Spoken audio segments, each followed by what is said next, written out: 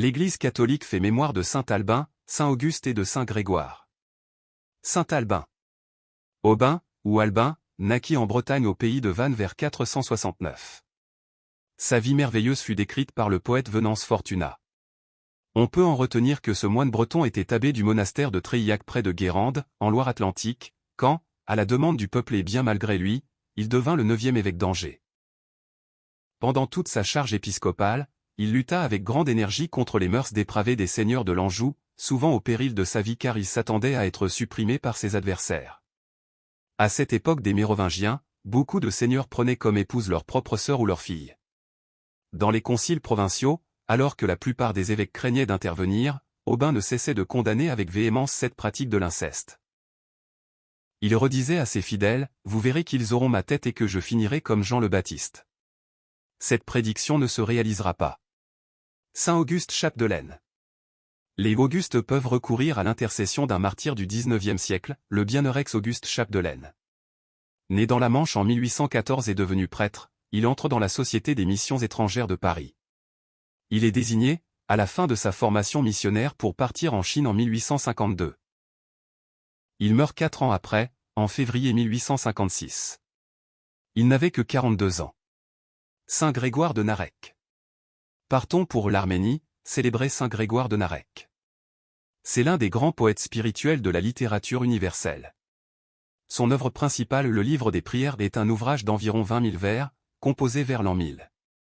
Grégoire naquit en Arménie, près du lac de Van en 944. Tout petit, il perd sa mère et son père, entre dans un couvent. Grégoire sera élevé par un oncle maternel au monastère de Narek, il y passera toute sa vie. Le jeune moine est passionné par l'étude des pères de l'Église. Évangile. Son visage devint brillant comme le soleil. Gloire au Christ.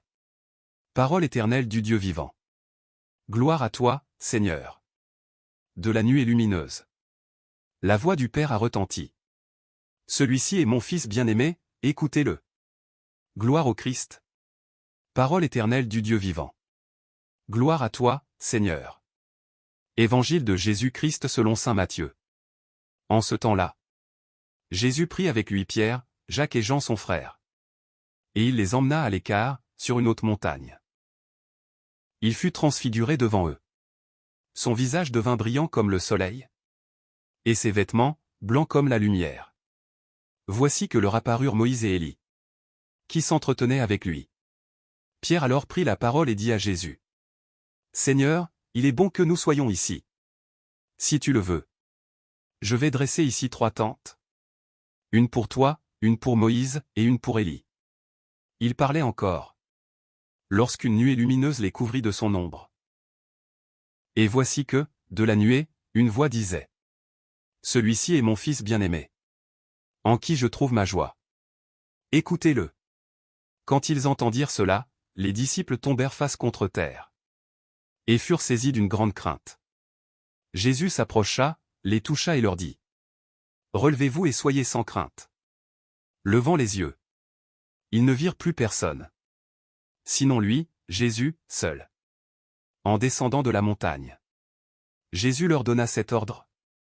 Ne parlez de cette vision à personne, avant que le Fils de l'homme soit ressuscité d'entre les morts. Acclamons la parole de Dieu. Louange à toi Seigneur Jésus.